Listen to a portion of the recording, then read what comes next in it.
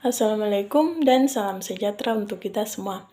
Perkenalkan, nama saya Yurnaidin Rimangopo dengan stambuk D1A1200065 dari kelas B jurusan Agribisnis Fakultas Pertanian Universitas Halu Oleo. Pada kesempatan ini, saya akan memaparkan mengenai analisis parameter tipologi di daerah pedalaman yaitu Desa Tongko Sarapung, Kecamatan Sangala, Kabupaten Tanah Toraja.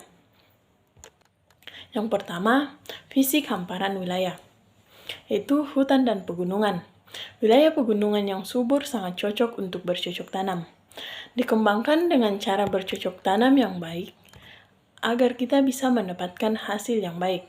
Yang kedua, pola pemukiman, tersebar di sepanjang sungai, jalan, dan daerah lembah. Tersebar dan membentuk unit-unit yang kecil, tetapi mereka tetap bekerjasama dan bergotong royong meskipun pemukiman menyebar. Yang ketiga, keragaman sosial yang diatur oleh aturan adat dan aturan sosial. Itu sering terjadi konflik masyarakat, tetapi mereka tetap menjaga kerukunan, toleransi, serta tetap mematuhi aturan adat dan sosial. Yang keempat, etnis dominan, lokal dan tempatan. Masyarakat hidup saling bergotong royong, serta saling menghargai dan menghormati sesuai dengan aturan dan adat yang berlaku. Masyarakat harus tetap hidup bergotong royong serta saling menghormati dan menghargai untuk menjaga kerukunan. Mata pencaharian, yaitu pengumpul dan berburu. Sebagai penghasil bahan pangan dan penyalur hasil hutan, mereka tetap mengembangkan sumber daya dan potensi alam yang baik, serta harus mendapatkan perhatian lebih dari pemerintah untuk menuju ketahanan pangan dan ketersediaan pangan yang cukup. Yang kelima, motif produksi, itu subsistem dan komersial. Sebagian masyarakat pedalaman bercocok tanam untuk kebutuhan sendiri dan ada juga yang menyisihkan tanamannya untuk dijual. Masyarakat pedalaman perlu juga menerapkan motif produksi semi komersial, yaitu menyisihkan sebagian tanamannya untuk dijual agar mereka bisa memenuhi kebutuhan mereka yang lain selain kebutuhan pangan.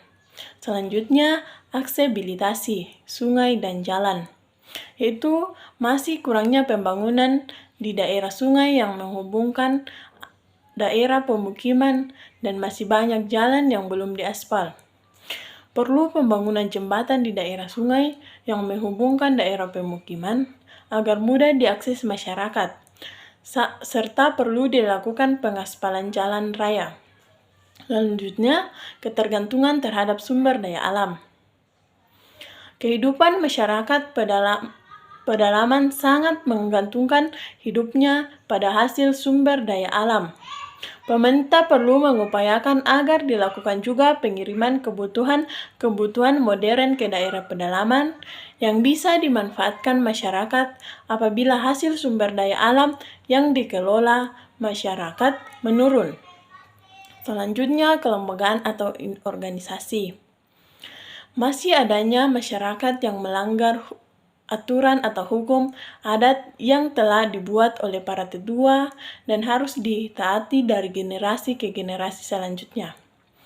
Masyarakat yang melakukan pelanggaran terhadap aturan atau hukum adat harus diberi sanksi agar tidak diulangi serta sebagai pelajaran kepada masyarakat lain untuk tidak melanggar aturan atau hukum adat tersebut, sehingga tidak terjadi hal-hal yang tidak diinginkan.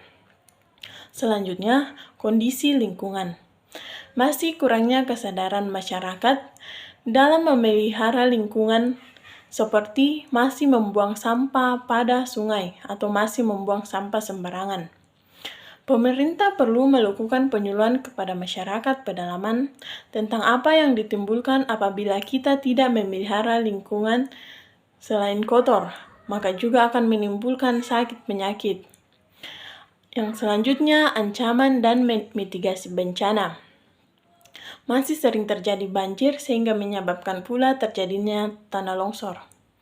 Masyarakat harus tahu dan menghentikan pembuangan sampah ke sungai, karena membuang sampah ke sungai akan menyebabkan banjir, dan banjir akan membuat tanah lemah atau lembek, karena banjir dapat mengikis tanah sehingga terjadilah tanah longsor.